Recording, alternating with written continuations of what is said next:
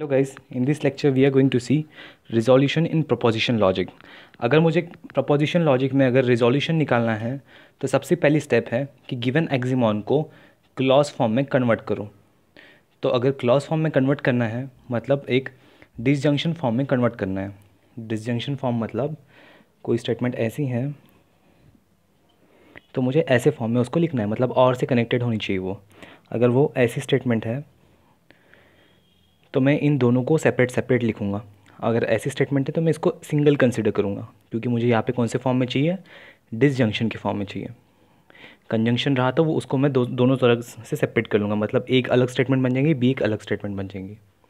Okay ठीक है, तो पहला एक्सिमॉन क्या है, पी। तो पी को तो कन्वर्ट करने से रहे हम, क्योंकि पी सिंगल स्टेटमेंट को कन्वर्ट नहीं करेंगे। अब ये जो स्टेटमेंट है इसको मैं कैसे कन्वर्ट करता हूँ, इसको मैं करूँगा पहले इक्विवेलेंट फार्मूला लगा लूँगा। इसका इक्विवेलेंट फार्मूला है पी एंड क्यू और आर।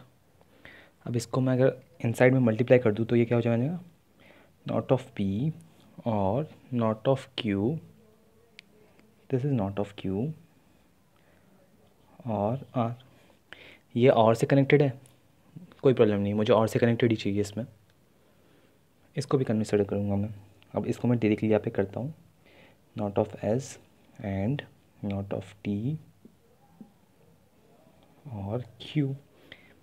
अभी मुझे ऐसी वाली स्टेटमेंट में चाहिए जिसमें एंड है, तो इसको सेपरेट करना पड़ेगा, लेकिन सेपरेट करने से पहले इसको मल्टीप्लाई तो करना पड़ेगा ना अंदर।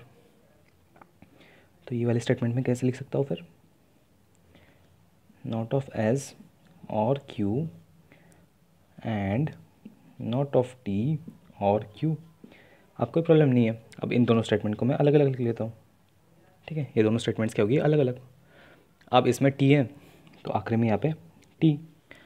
अभी इसको प्रूफ कैसे करेंगे रिजोल्यूशन से। अगर हमको कोई आर स्टेटमेंट प्रूफ करना है तो हम उसका निगेशन लेंगे और इसको प्रूफ करेंगे। अब वो कैसे, वो हम देखते हैं यहाँ पे। अगर नॉट ऑफ आर प्रूफ करना है, जैसे अगर यहाँ पे नॉट ऑफ आर प्रूफ करना है तो मुझे ऐसी स्टेटमेंट देखनी पड़ेंगी जिसमें आर हो। ठीक है, तो ऐसी कौन सी स्टेटमेंट है जिसमें आर है, ये वाली स्टेटमेंट है जिसमें आर है।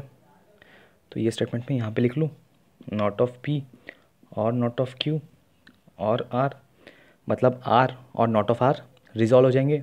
तो क्या बचेगा, नॉट ऑफ पी और not of Q, not of P और नॉट ऑफ क्यू। अभी मुझे इन दोनों को भी रिजॉल्व करना पड़ेगा, तो एक तो पी देखना पड़ेगा या फिर क्यू। ओके, यहाँ पे मेरे पास पी है, पी को मैंने यूज़ किया, पी और नॉट ऑफ पी क्या हो गया, रिजॉल्व। दोनों अपोजिट साइड वाले रिजॉल्व हो गए, एक तो नॉट ऑफ पी चाहिए और दूसरा फिर चाहिए पी।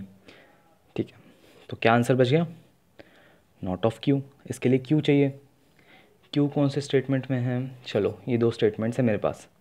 लेकिन अगर मैंने ये स्टेटमेंट ली और इसमें क्या है, नॉट ऑफ एस, फिर नॉट ऑफ एस को रिजॉल्व करने के लिए मुझे एस लगेगा, लेकिन एस तो मेरे पास कहीं पे है ही नहीं, मतलब ये लिया तो मैं फंस जाऊँगा। फिर मैं ये ट्राई करता हूँ, इसमें भी क्यू है, तो अगर ये क्यू लिया तो मेरे पास बच जाएगा नॉट ऑफ टी, और नॉट ऑफ टी को कैंसिल करने के लिए मेरे पास टी है।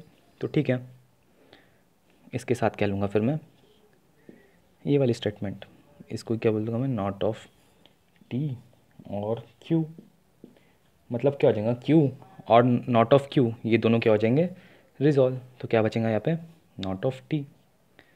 अब ये नॉट ऑफ टी और हमारा ये वाला टी ये हो जाएंगे रिजॉल्व, बचेगा नल, हैंस प्रूव्ड।